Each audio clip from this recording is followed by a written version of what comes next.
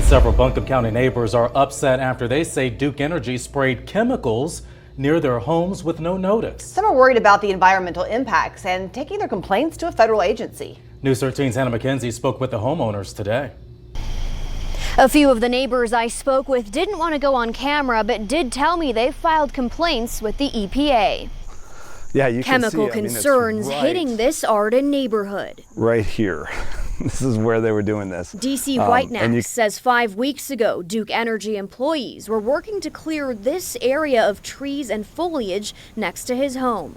That's not abnormal, he says, but it is the first time in 9 years they've used chemicals to do so. They were spraying herbicide over their heads and it blew into the yard some. Had we known, we could at least have had our dogs in. Another neighbor snapped a photo of the products they used. A quick search of the chemicals online. Their specimen labels stating imazapyr, harmful if swallowed or absorbed through the skin. Avoid contact with skin, eyes, or clothing.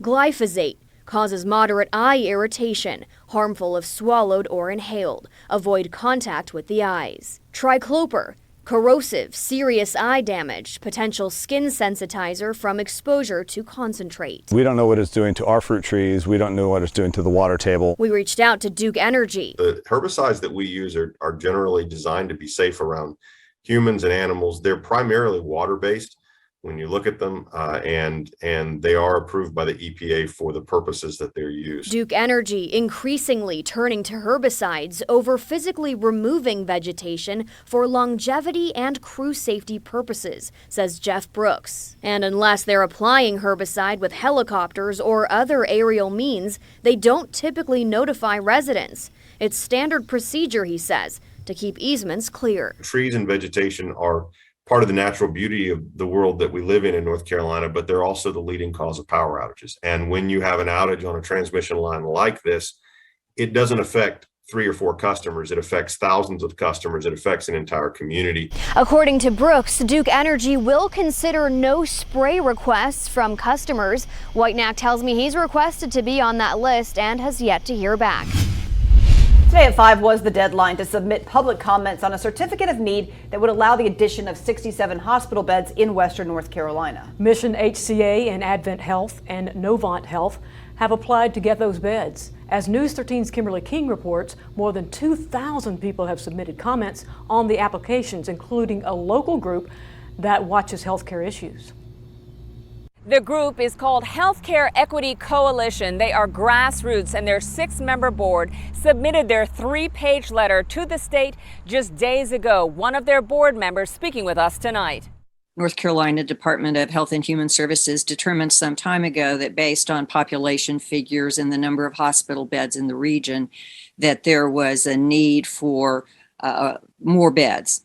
HCA that owns Mission Hospital wants them. Healthcare Equity, WNC writing, Dear Public Servants, we want to state in the strongest possible terms that HCA should not be allowed to expand its operations anywhere in our state. Declining in the quality of care, rising prices. The letter by the board goes on to state HCA can't staff the beds it already has. Multiple credible reports establish it's idled as many as 70 beds at Mission alone for lack of staff to care for patients who might occupy them. I only know that not speaking out is certain to have no impact. Victoria Hicks, working with other board members, composed the letter. Just last week, Josh Stein, Attorney General, urged leaders to reject HCA based on it having a healthcare monopoly.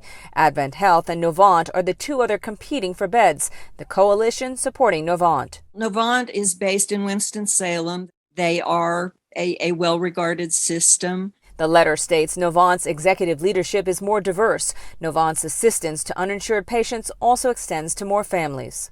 The HEC letter is based on rumor, not facts, according to a spokesperson for Mission, and is filled with misinformation. We're confident the North Carolina Department of Health and Human Services will evaluate our application based on the state's most recent medical facilities plan, which details the need for 67 additional acute care beds. Coming up in 2 Fridays, there will be a public forum on the AB Tech campus on this issue so that other people can express their opinions on whether or not HCA should get that permit to expand their services here.